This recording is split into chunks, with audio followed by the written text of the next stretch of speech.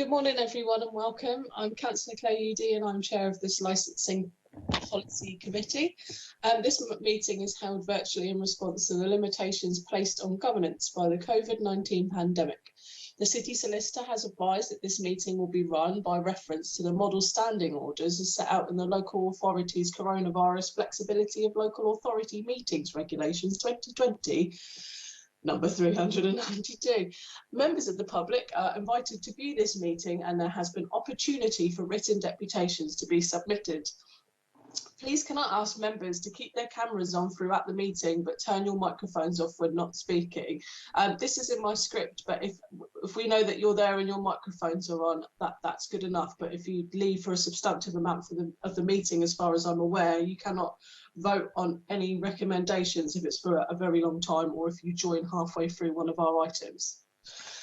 Officers, could you please turn on your cameras and microphones when you are speaking? Could I also ask members to use the chat facility and type RTS so I can see the order of those asking questions?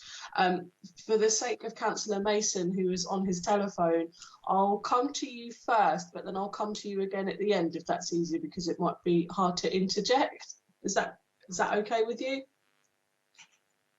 Yes, thank you. Cool. Could I now ask members to introduce themselves? Councillor Scott Pater-Harris. Thank you, Chair. Councillor Scott Pater-Harris, Vice Chair of the Licensing Committee. Thank you. Councillor Dave Ashmore.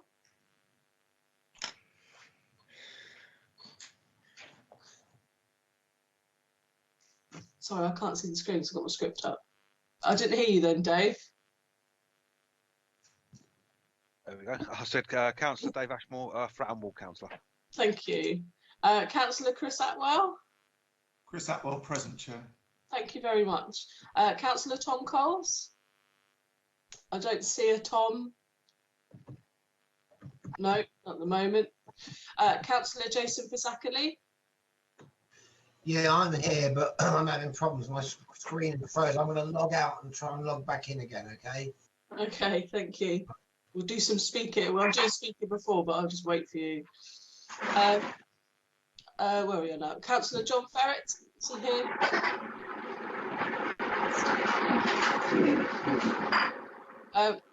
Councillor Vernon Jackson, could you mute yourself, please?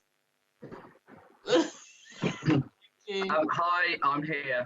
I said mute yourself. You're near the end, but I'll take that now. Thank you. Oh, I thought I heard my name called. My apologies, Chair. Councillor, I acknowledge that John Ferret might not be here. Councillor George Fielding. Don't think he's here either. Councillor Hannah Hockaday, I think we've had apologies for now. Councillor Leo Madden. Councillor Leo Madden, present. Thank you very much. Councillor Lee Mason. Councillor Lee Mason, Cosham Ward, present. Thank you. Thank you. Councillor Robert New. No. Councillor Benedict Swan. Councillor Benedict Swan, Cotton and Anchorage Park, present. Thank you. Councillor Linda Symes. Present. Thank you very much. Councillor Vernon Jackson. Wherever he is now. He was here. Present and correct. Thank you very much. Could officers now introduce themselves? Nikki Humphreys, Licensing Manager. Good morning, members. Nikki Humphreys, Licensing Manager. Thank you. Ben Attrell, Legal Advisor. Good morning, everybody. Oh, Ben Attrell. Thank you. Jane Dodino, Local Democracy Officer. Good morning, panel. Jane Dodino, Local Democracy Officer. Thank you. Ross Lee, Licensing Officer. Good morning, everybody. Ross Lee, one of Nikki's licensing officers. Thank you. We're due for Paul Darlow to turn up, but I guess it's for the item later on. So he's traffic and transport, as far as I'm aware. I can't see him on our meeting at the moment. Before we start the meeting officially, could I just have on record a huge thank you to Nikki and the team for their continued efforts with the licensing trade, license trade over COVID-19. The venue's reopening seems to be a huge success, and you've been sorting out complaints really promptly. I know it's even more stressful now with the 10 PM restrictions and some venues wanting to open earlier. but I know that work is ongoing to keep the city safe with the return of students. So thank you, Nikki, for that. We'll start for apologies for absence. Thank you. I know we had Hannah officially. I haven't any others, Chair. Okay. Thank you very much. Is any other groups willing to apologise for them, or do they not know? No. Okay. Do we have declarations of any interest, members? No. Okay, then we shall move on to minutes of the previous meeting. Let me just scroll. Held on Thursday, the 20th of February at 4 p.m. at Guildhall. From page 5, we're just scrolling through page 5, page 6, page 7, page 8. Any comments, members? I will take silence as complacency at this point. Chair, I'm sorry, I've got 2 meetings on at exactly the same time, so I won't be here for all of the meetings. So my apologies. I've talked to Ben, and if I've not been here at the beginning of an item, that you're then deciding I can't vote. But I know that's the case. But I just have to juggle these 2 meetings together. They're both PCC meetings, are on at exactly the same time. Okay, thank you very much for that, Councillor Vernon Jackson. Just finishing minutes then, I've had no dissent. So those are signed off as far as we're aware. We'll start then with the implementation of the amended policy, magnetic council signage on licensed vehicles. Nikki, is this you? Take it away. Thank you. Thanks, Councillor. You have had 2 deputations that I understand have been distributed to you in advance of this meeting. I understand, would you like me to read out those deputations to you before we commence the report? Yes, please. All right. Firstly, members, after you've read the report, I think that the rule is. After? Yeah. Lovely. Thank you. Thank you for the clarification. So I'll start with the report for you, members, in terms of the magnetic council signage. As the report says, this report is intended to update the committee on its arrangements that are required to administer its amended policy to permit magnetic stickers or council signage on licensed vehicles. This policy was amended by this committee in February this year. This report was originally due to be considered in March 2020, but was postponed due to the coronavirus pandemic. The recommendations to you this morning are set out in paragraph 2, and they relate to logistical issues by amending licensing conditions, amendment of the penalty point system, and statutory requirements for charges related to the supply of signage.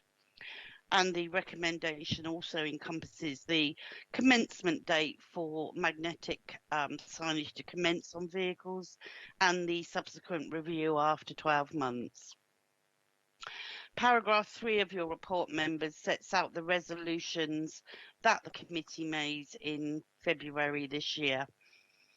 The report also sets out the further information for members to consider in relation to the following subjects. And I don't propose members to go through each of those in any detail because I know you have had the report in advance and have read the information.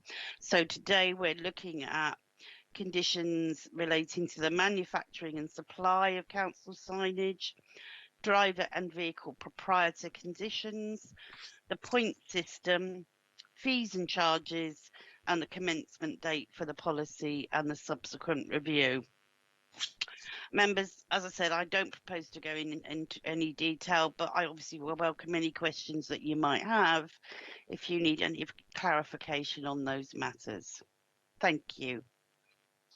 Thank you. I just need to note that Jason Pasackel is still not back in this meeting. I'm going to carry on with questions at this point. Councillor, just to go to Councillor Mason first because he's on his phone. Do you have any questions, Councillor Mason? Oh, deputations, Nikki. Yes, Almost yeah. forgot. Deputations. You're on mute. Oh, Thank you're not. you, I'm back. Certainly, right, I'll go through the deputations for you. The first deputation in relation to this item is from Mr. Viv Young, an independent trade representative. He advises, well, he starts saying good morning to you all, and that he is supportive of the recommendation to allow private hire vehicles and hackney carriage vehicles to have the option of magnetic or permanent signage. He can empathise with the drivers who have had their drivers vandalised when parked up in sometimes not very secure locations. With the approval of magnetic signage, it will help to give some drivers a bit more peace of mind when they park up. I have secure parking, so I will be keeping permanent livery. It will be interesting to see how many take up the offer. I think the majority will stay with permanently fixed ones. No council livery, no work. I will relay all conditions by email to drivers. And secondly, members, you've also had deputation on these proposals from Mr. Peter Sutherland, who speaks on behalf of the Uber drivers, not Uber company, the drivers working for Uber. He states, I have concerns regarding the proposed trial period of 12 months and the suggestions by licensing as regards data collection during the trial period, and you reference that at 3.17 of the report. Her first point, if it is reasonable that such data be collected and presented to the committee at the end of the trial period, then it must also be reasonable that a full explanation of said data be given with regard to the accuracy, quality and sources. 2. Furthermore, I would suggest that it is in the interests of licensing and the trade that any data collected be shared with the trade reps, who in turn can disseminate any findings to their members, and in doing so help ensure a full understanding of any issues and compliance with the full requirements.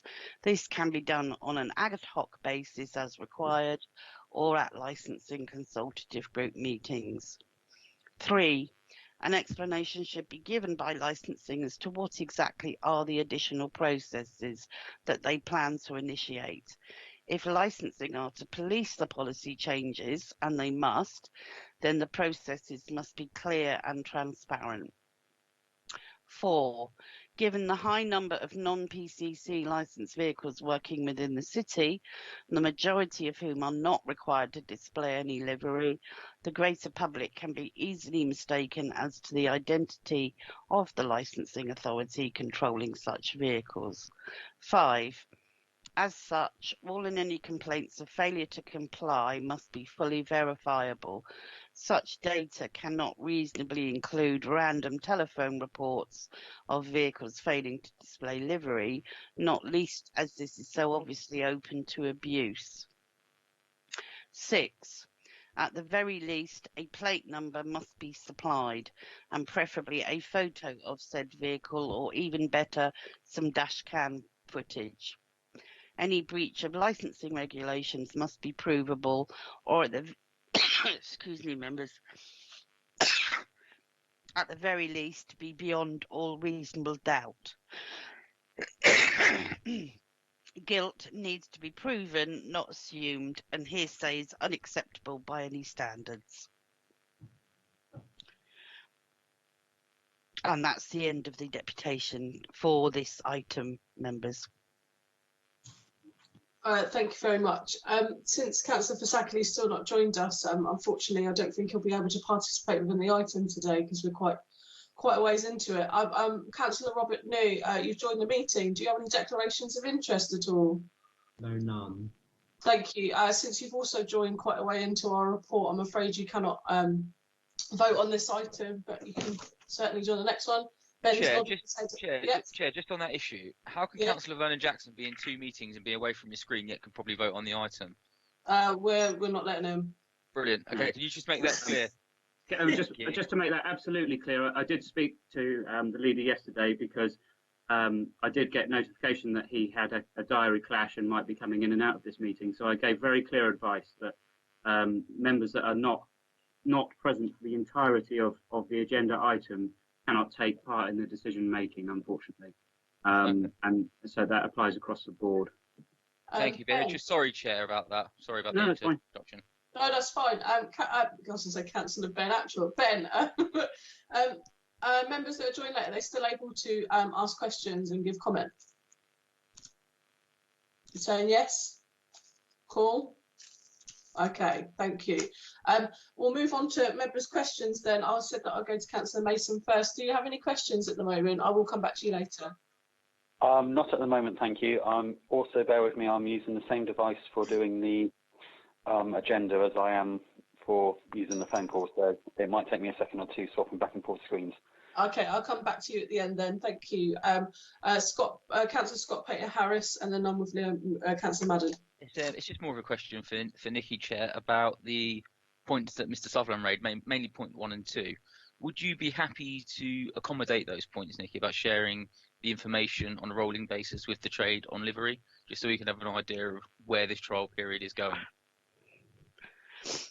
I mean, certainly we can share anonymised data with members. Obviously, I wouldn't be pinpointing any particular drivers in that, but yes, there would be. We can create some reporting mechanism that we can share. Yeah, I just think it would be a good use of the consultative group as well if we use redacted data as well. We can get an idea of if it works, if it doesn't, just so they actually have peace of mind and they can feed it out to the trade. Yes, that's all really I've got to add. Thank you, Councillor Pater Harris. Councillor Madden, you're on mute. You're still on mute. Is that it? Hello? Hello? My question was more or less the same as Councillor Scott Harris, in the sense that Viv Young has said that he accepts the recommendations, which is fine. But I was going to ask the question, I think it's been answered by Nikki, what she thought of the deputation from the Uber rep and whether those could be taken on board. But I think you've given an answer to that, so I'm happy with that. Members, would it help to clarify as well in terms of the concerns raised in terms of what data, our service from a regulatory function and in way that we investigate complaints, we would require not just ad hoc random evidence. We would have data on particular vehicles, particular drivers, and that would be the sole means of us analysing that data report back to you. It wouldn't just be ad hoc comments that we receive. It would all be evidence based. Thank you very much. Ben, you've had your hand up. Yeah, sorry, just had to unmute. I think the other important thing he mentions about hearsay not being admissible. Hearsay is admissible in licensing proceedings. It's just a matter of how much weight, and all the evidence that's gathered will be presented at the conclusion of the 12-month period, and it will be there to be able to be scrutinised and be considered. And if there are comments that need to be made at that stage by the trade, then they will be able to do so and will have that opportunity. And once the committee have heard those comments and looked at the evidence, they can attach what weight you deem fit once you've considered it in the round. So it was just to make that clear as well. Thank you, Ben. Nikki, I just had a brief question. In that information, could we also have information of people that have phoned in and it turns out they're from outside of the city, so nothing can be done about it? Because I feel like there might be lots of reports coming in quite quickly at the beginning, and then we're realising that they're all out-of-town drivers, etc. We don't tend to keep that data because obviously if there was a complaint about a vehicle that wasn't licensed by us, we would refer that complaint to the relevant licensing authority. So I'm not sure how I can collate data of vehicles that are not licensed by us. maybe just the number that have come in, so you can just go as a percentage of the complaints on a whole. So you don't need to keep the data, just kind of like mark off that someone's complained about an out-of-town car. Does that sound reasonable? So we know as a percentage as a whole at the end. I'm sure we can work with our IT people in terms of our reporting mechanism to see if we can create a specific code to allocate those matters to. Thank you very much. Councillor Mason, I'll come to you. Any questions? No questions, thank you. Thank you very much. I'll move to members' comments then. Do members have comments at all on this matter? I'm watching the chat. Any hands? No. Ben, put your hand down, please. Thank you. Oh, Councillor Madden, would you like to make a comment? Microphone. Thank you. Yeah, can I say, we went through this in great detail back in whenever it was February. We've seen the comments from the reps from the licensing or whatever, the taxi trade, and I would move the recommendations as they stand. Thank you very much, Councillor Madden. Would anyone like to second that? Councillor Scott Peter Harris, thank you very much. Yeah, happy to second, Chair. Am I allowed to take silence as assent in this moment? Ben, please nod at me. Do you want me to go through names? I'm happy to do silence. I think it'd probably be clearer, Chair, if you did just double check with everybody. Blimey. If you can't see them. Me. Well, and it's a matter for you. I mean, it's either that, or you can say if anybody objects, perhaps they raise their hand, and then you can see that. As long as everybody has the facility to do that. They do. If anyone would like to object to these recommendations, please speak now or forever hold your peace. Right then, I would grant that as passed. Thank you very much. We're on to the next. Just scrolling down my notes. Next item here, thank you very much, is the local government consultation and review of Hackney carriage stands. Ross, are you giving the report for this? We've had Paul Darlow join. I hear that, Paul, you're here for more questions and comments. Is that correct? Yeah, good morning, everyone. Yeah, my name's Paul Darlow. I'm the Traffic and Network Manager representing the Highway Authority. Thank you very much. So if you could take it away, thank you.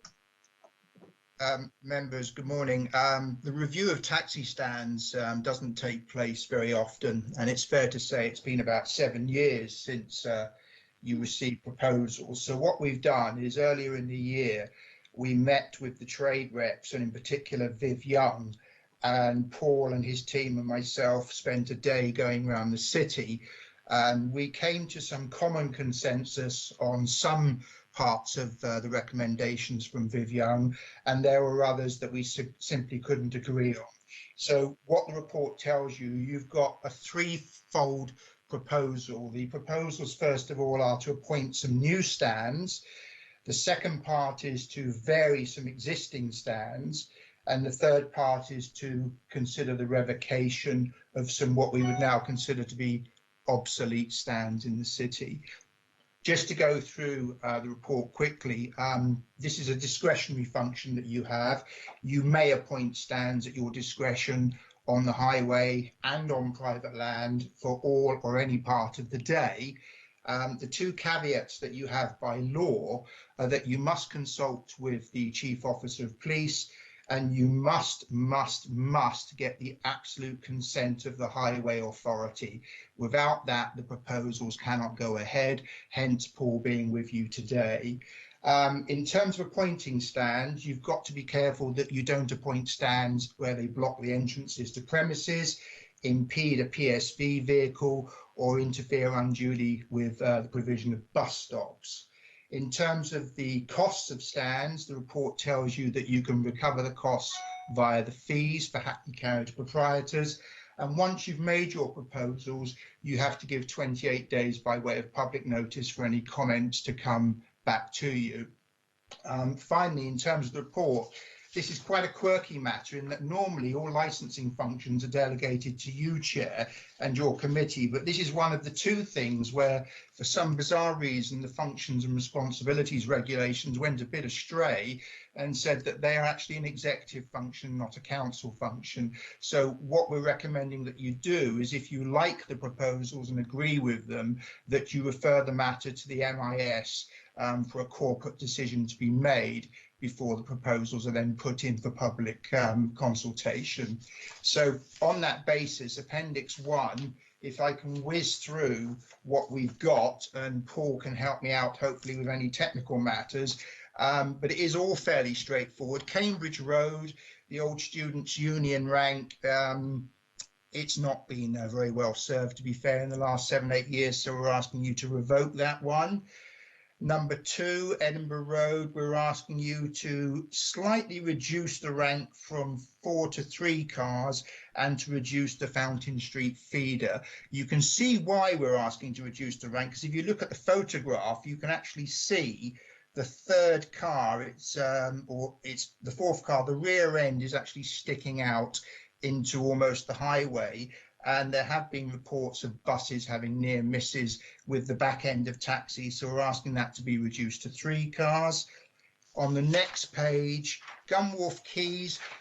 Chair, we're asking for, if you like, your consent and member consent to write to Land Securities about this strange position that we have where the trade are concerned about the raised curb on this private piece of land, which effectively stops the big 5-seater, multi-seater vehicles from coming away from the rank if they've got, for example, a wheelchair-bound passenger. If they're, say, 5th in line, they can't come off the rank until they get to the front, which makes the rather pointless. So we're asking if you'll be prepared to allow us to draft a letter for you to write to Land Securities to ask them to consider taking away the curb edge for this rank on private land. Commercial Road number 5, that's a new proposed rank to basically help out the late night economy, particularly for the area of Wiggle. Albert Road number 6, that's a proposed new car nighttime rank. Willis Road is the reflection of the former Stanhope Road rank and a new rank, but what we would ask you to do is actually consider that to be a 6-car rank, not a 9-car rank. Elm Grove is not supported. This was something that Mr. Young and his colleagues wanted, but the Highway Authority do not support that, so I think that has to be deferred. Number 9, the hard interchange, we're just asking you to adopt the rank, which is now in the transport hub. Fratton Way, we're recommending that you note that it could be approved once the buses stop running, if that happens again. London Road is a proposed new car rank moving south and to revoke the old Derby Road service road rank. Kingston Road, not supported by the Highway Authority. The Hard is not supported by the Highway Authority and indeed us members for the reasons that there are 12-car taxi stands nearby, there are drop-off facilities nearby, and we are concerned about vehicle access to the common hard slipway. Pasteur Road is something I'm trying to remember. I think the leader asked us to get involved with the facilities manager, a guy called Trevor Mose at QA. So we met with him earlier in the year, and they've given a thumbs up approval for a rank on their land, but of course it still needs to be adopted by you accordingly. So that's a request for a new 3-car 24-hour stand in Pasteur Road. And finally, the old chestnut of Albert Road, the King's Theatre rank, we're asking that to be made a permanent 24-hour stand to try and help out with enforcement and to recognise this rather booming nighttime economy area. So those are all the proposals. Please don't ask me any questions of a highway matter because they will be on my pay scale, but that Paul will be able to help you. But if I can offer you anything else, I'm here. Thank you. We have a deputation from Mr. Viv Young, so could you read that out, please? Because I think it goes into detail on each rank on his form. Thank you. I've got the, if it helps members, I've got the deputation up if that would be quicker for me rather than Ross having to find it, if you're happy for me to read that out to you.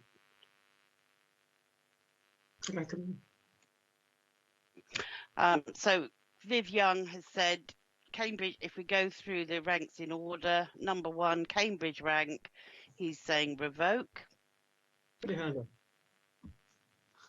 Number 2, Edinburgh Road. Many years ago, this was increased to 4 cars to enable the 4th car to be seen from the feeder rank. At the start of Fountain Street, there is a dropped curb. We therefore have to sit back when a bus is parked outside the old Traff Club.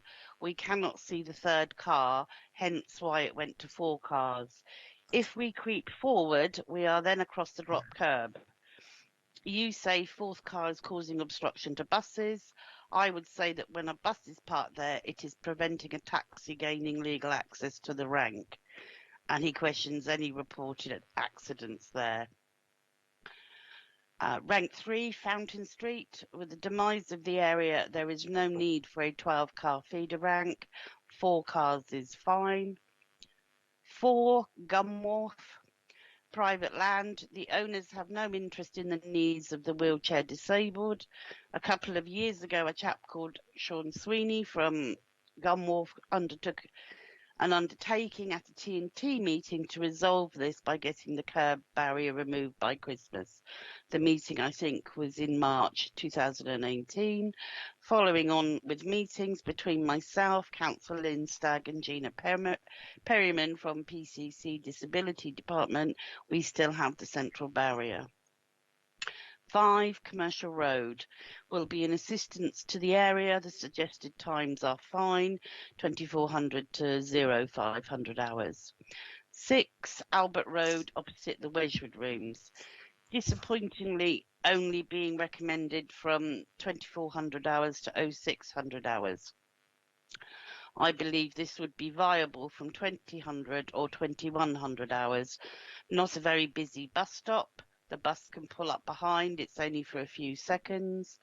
We have to contend with buses, coaches parked on the ranks at Clarence Pier, King's Theatre, brackets PCC, P&R bus, close brackets, Cosham High Street, rail replacement buses. Give the earlier time a try. Transport in Pompey is not all about bus. Number 7, Willis Road. The taxi rank situation has been useless since the inception of the club 10 to 12 years ago, possibly longer. Please ensure that the first car on the rank is visible from Station Street. Hidden halfway down a side road negates the effectiveness viability of a rank. The suggested hours 2300 to 0600 are okay, and 6 cars are okay.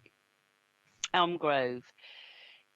If this crazy segregated cycle lane goes ahead, there will still be bus stops on the route. So question is, if buses can be accommodated, why not taxis? Licensing comments that there is no rank provision in this area. Hard interchange, adopt please. 10, Fratton Way.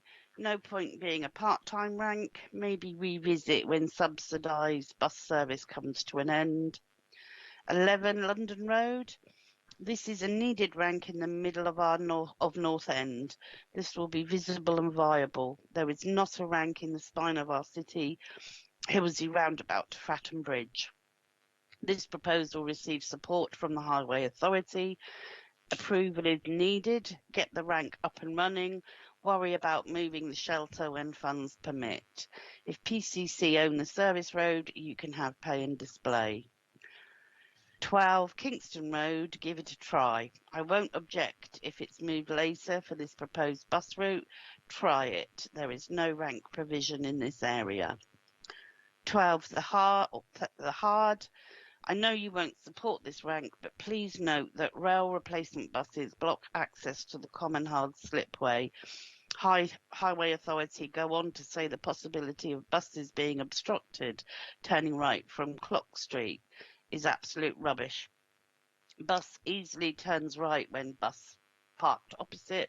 but amazingly can't manage the turn with a car there. Pasteur Road, QA Hospital, approved in principle by landowner and supported by PCC licensing department. So what happens now? King's Theatre rank, supported by licensing and highways, needs approving. Can I ask that this rank, brackets 24-hour, the entire 4-car area be painted red to discourage illegal parking? No doubt engineers department will say you can't do this or you can't do that, not in highway code or road signage markings, etc. But you have a multicoloured crossing in Dewsburg Way. Are these legal road markings? And that's thanks for now, Viv. Thank you, members. Thank you. Councillor Madden had his hand up at the beginning of that. Sorry for you to unmute. Right. Yeah, hello? Yeah. Yeah. It's just, yeah, I was going to suggest we did one at a time, but there you are. We'd have been finished by now, perhaps. But I am a bit confused about location 7, Willis Road. Both Ross and Mr. Young talk about a 6-car stand, but my report says an 8-car stand. So I want to know what I'm voting on. Is it a 6-car stand? I don't know where Mr. Young got that from, but I've read the report and I can't see it anywhere. Have I missed something? Chair, do you want me to answer that? Yeah, you are right, Councillor, that the original number was higher, but we think that perhaps 6 cars would be better, simply because if the taxis were all the way down Willis Road opposite the entrance to the nightclub, there effectively would be nowhere for mum and dad to park to come and pick up daughter or DJs or anybody bringing equipment. So what we're suggesting is that you reduce the number to 6 cars, which will leave space behind for dropping off and picking up.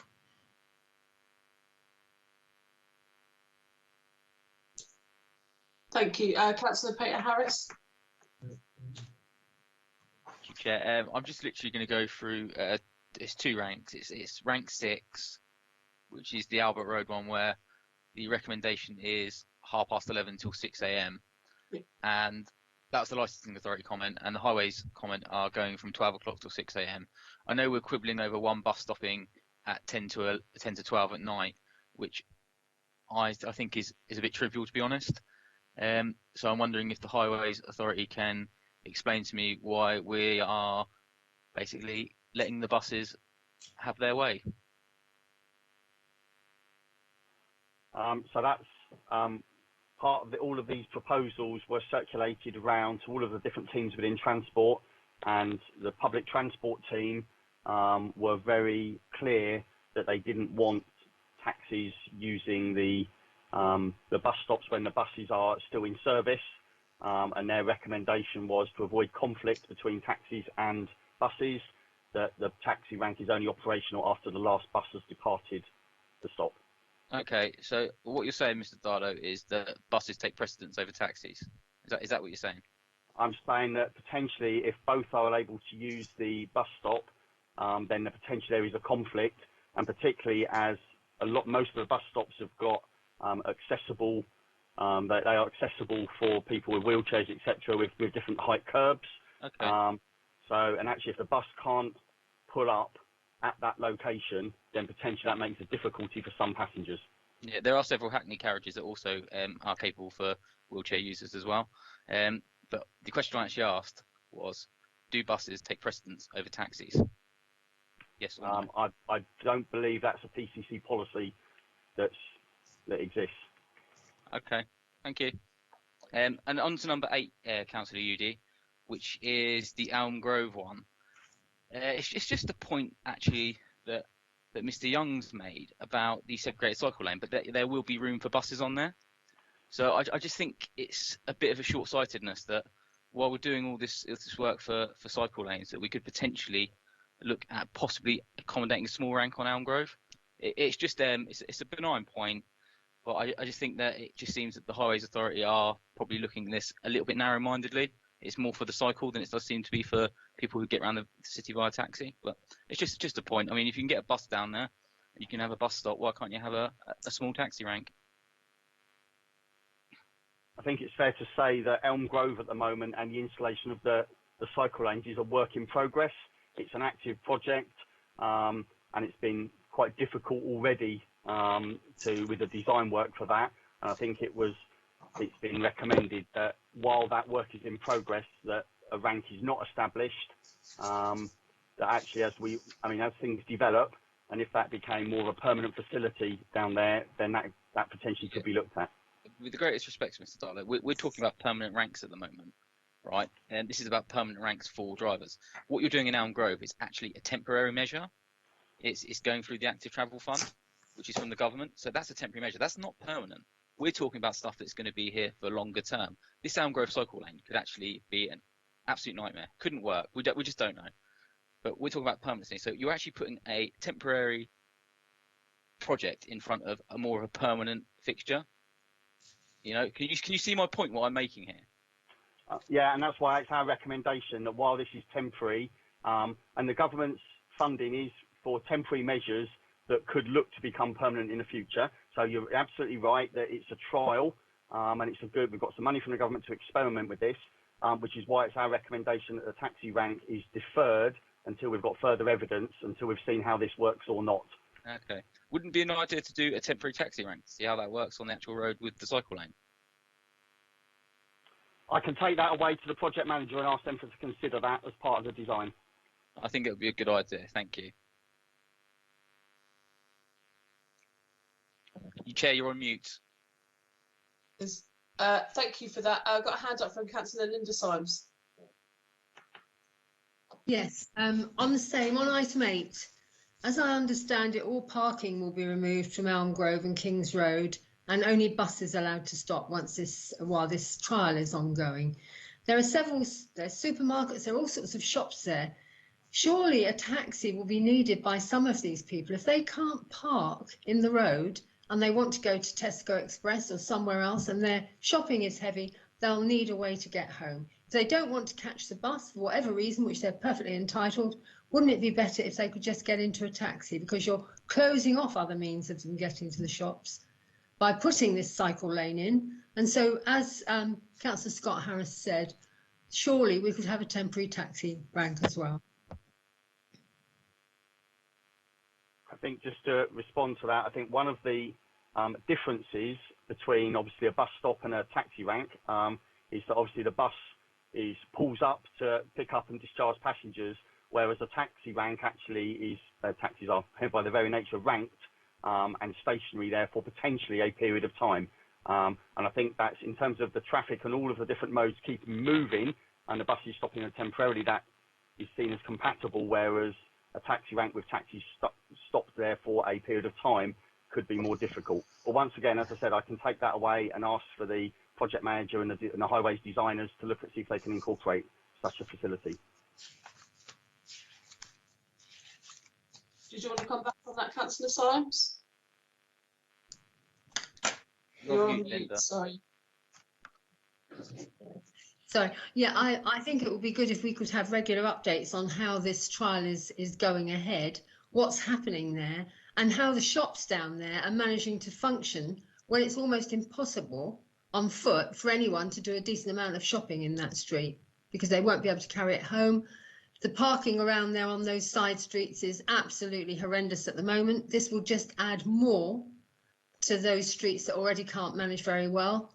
And I think it's quite unfair to put any form of travel ahead of people who don't have cars and don't have bikes, and they should be able to access a taxi if they don't want to get on a bus. Thank you very much. Councillor Scott Pater Harris. It's just more so on the point that Councillor Symes has made regarding the temporary rank, and I'm grateful that Mr. Darlow is going to take that away and speak to the traffic engineers and see if we can work something out. It doesn't have to be a temporary rank, doesn't have to be massive. You could put a 3-car rank in just to see how it works, to see what the traffic flow is, and report back. I think if we're going to look at this in a holistic approach for the city, for people getting around, that we can't leave taxi drivers behind. I think there is a common conception amongst the hackney trade especially that they get left behind, and I think that comes down to the lack of confidence that they have in the traffic and transportation team, especially from a lot of drivers I speak to. There is a lack of confidence, and I think this rank issue had to come to this committee to get it dealt with quickly. And a lot of the ranks, I think, and you would agree with me, Chair, are quite sensible. There's a lot of sensible proposal there. There's only a couple there that obviously that I've picked up on. I mean, 6 and 8 really. I think as well I had 15 down, which I actually think is the last one, which is the King's Theatre rank. Actually, I think that's quite a good idea, and I'm grateful that the Highways Authority are going to look into that, because that is quite often a pinch point for picking up and dropping off. So I think that's a really, really sensible one. But that's all I've got from it at the moment. I think we've only had one recommendation change, which is on item 7, which is to go from 8 down to 6. So I'm quite happy to support that as well. Thank you. Councillor Lee Mason, do you have any questions? Well, I was going to ask the question that Viv Young asked about the painting taxi ranks red. Is there anything in the regulations that prevent that? And I'll just really clear an explanation on that, please. Yeah, I can answer that. So under the TSRGD, which is traffic signs rules and general directions, it is explicitly listed in that document, which is issued by the DFT, about the size, colour of such markings, and that's what we would conform with. So they're only allowed to be one colour, yeah. And okay. I think I know Mr. Young has made a comparison with the rainbow crossing in Dewsburg Way. However, they are not an informational or directional sign or symbol for traffic or road users. Effectively, they could be classed as road art rather than something that comes under the regulations.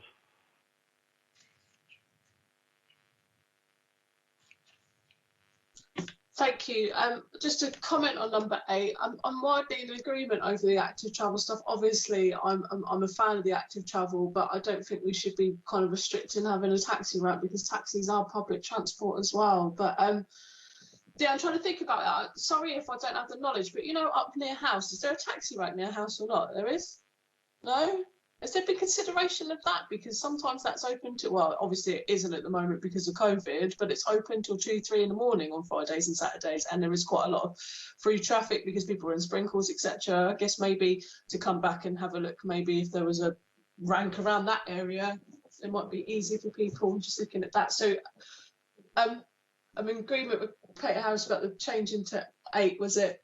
And then going through. So regarding the Elm Grove rank, when can we meet again to have a discussion about this? This is the next question. Do we wait about a month after the active travel has been implemented where we could look again and have a discussion? Councillor Peter Harris, do you have an opinion? Oh, Councillor Dave Ashmore has something, but Councillor Peter Harris, could you? I think it's a good idea, Chair. To be fair, I think it should be a rolling programme, which is the common word that they like to use in TNT these days.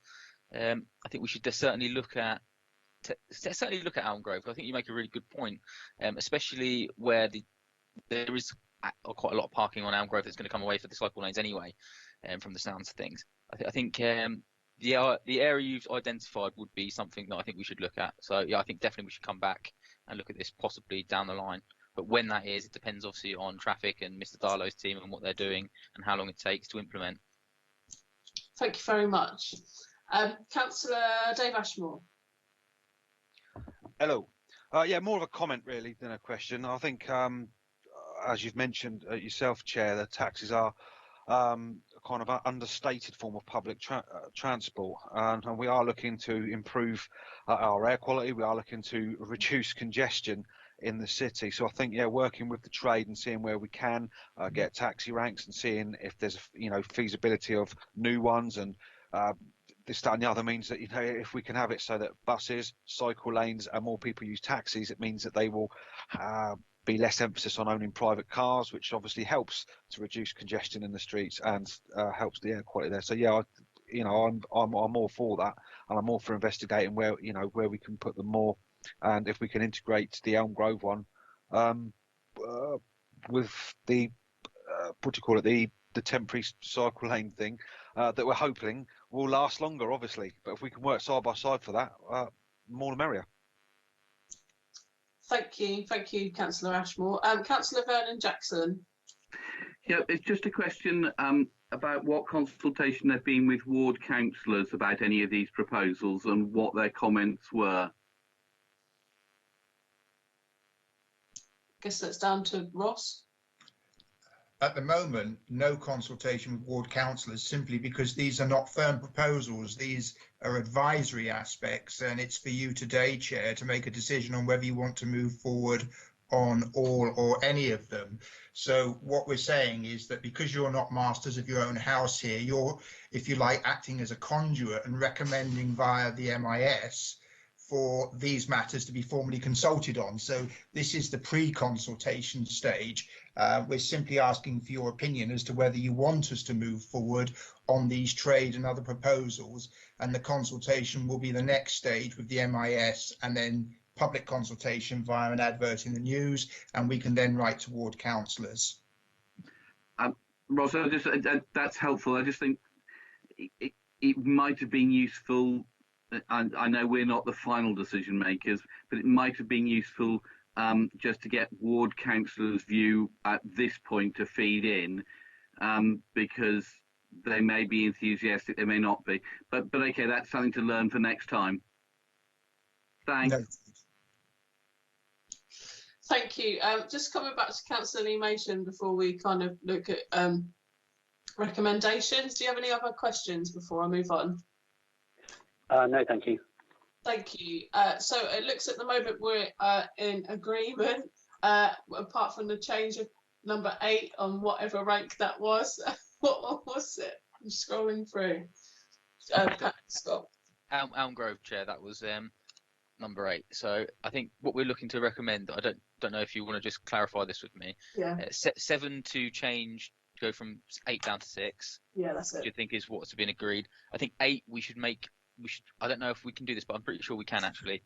We can make a note on the recommendation that we feel that there should be some sort of temporary rank, if possible, with acceptance from the Highway Authority under that. So basically we put the emphasis back on the Highway Authority, which I think is a fair point for consultation down the line. And I think that's it, really. I think there's nothing else really to change. Well, I'm happy to second those proposals from you. I will move it to a vote. If any councillors have any way of dissent,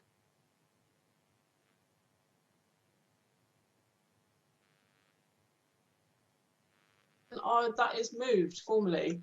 Members, thank you. I just want to do a quick AOB. I had a discussion with Councillor Mason about greening of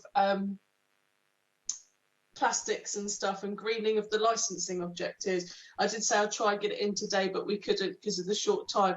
I've been informed by Nikki that there is supposed to be a policy review due. I know it's in 2022, but I am thinking about greening of the licensing objectives, but I'm sure we can have a discussion at our next licensing policy if everyone would like to have a think and get back to Nikki and myself and Scott. That'd be lovely. Thank you. Definitely in favour of that.